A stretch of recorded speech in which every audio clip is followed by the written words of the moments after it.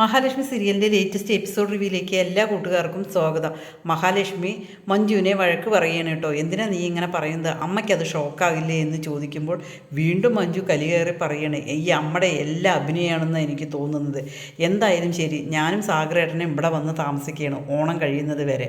കാരണം കണ്ണേട്ടനും ഇവിടെ ഉണ്ടല്ലോ, അതുകൊണ്ട് ഞങ്ങൾ വന്ന് താമസിക്കാൻ തീരുമാനിച്ചു എന്ന് പറയാണ് കേട്ടോ.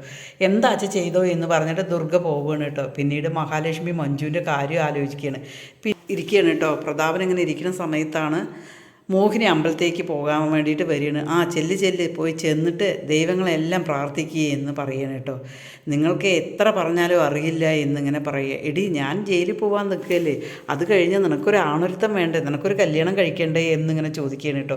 അത് കേൾക്കുമ്പോൾ മോഹിനി പറയും, നിങ്ങൾക്ക് ഇതൊരു വർത്തമാനമല്ലാതെ വേറൊരു വർത്തമാനം പറയാനില്ലേ എന്ന് ചോദിച്ചിട്ട് പറയും, നിങ്ങളുടെ കയ്യിലിരിപ്പ് തീരെ ശരിയല്ല എന്ന് പറഞ്ഞിട്ട് മോഹിനി പോവുകയാണ് കേട്ടോ. അതേസമയം മുത്തശ്ശി വന്നിട്ട് ചോദിക്കും, എന്താടാ അവൾ പറഞ്ഞത് ചോദിക്കും. അവൾ എന്താ പറയുന്നത്, സാധാരണ പറയുമ്പോൾ തന്നെ പറയണത് എന്ന് പറയും.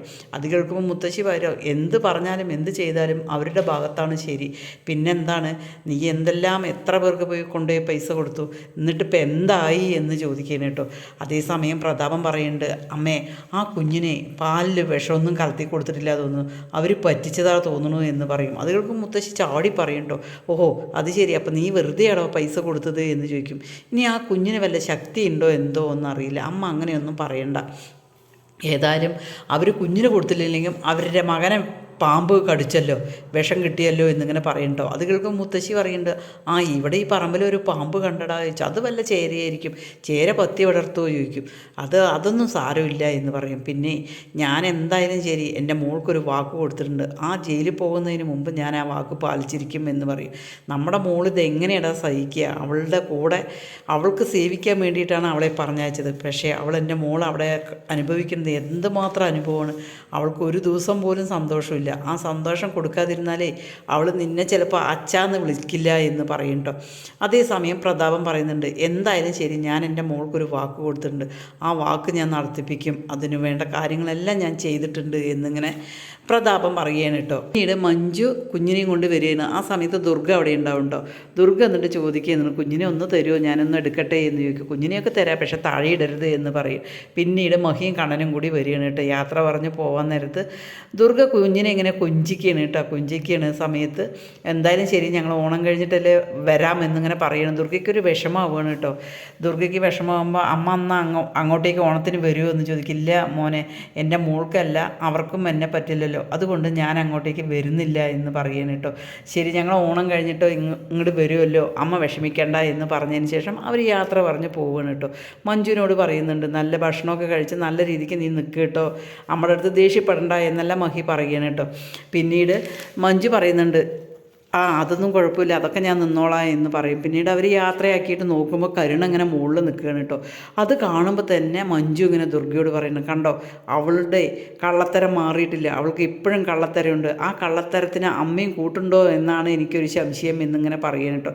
എനിക്കൊരിക്കലുമില്ല, അവളെയും അവളുടെ അച്ഛനെയും എനിക്ക് അത്രയ്ക്ക് വെറുപ്പാണ് എന്നിങ്ങനെ ദുർഗ പറയുകയാണ് കേട്ടോ. അതിനുശേഷം പോവുകയാണ്.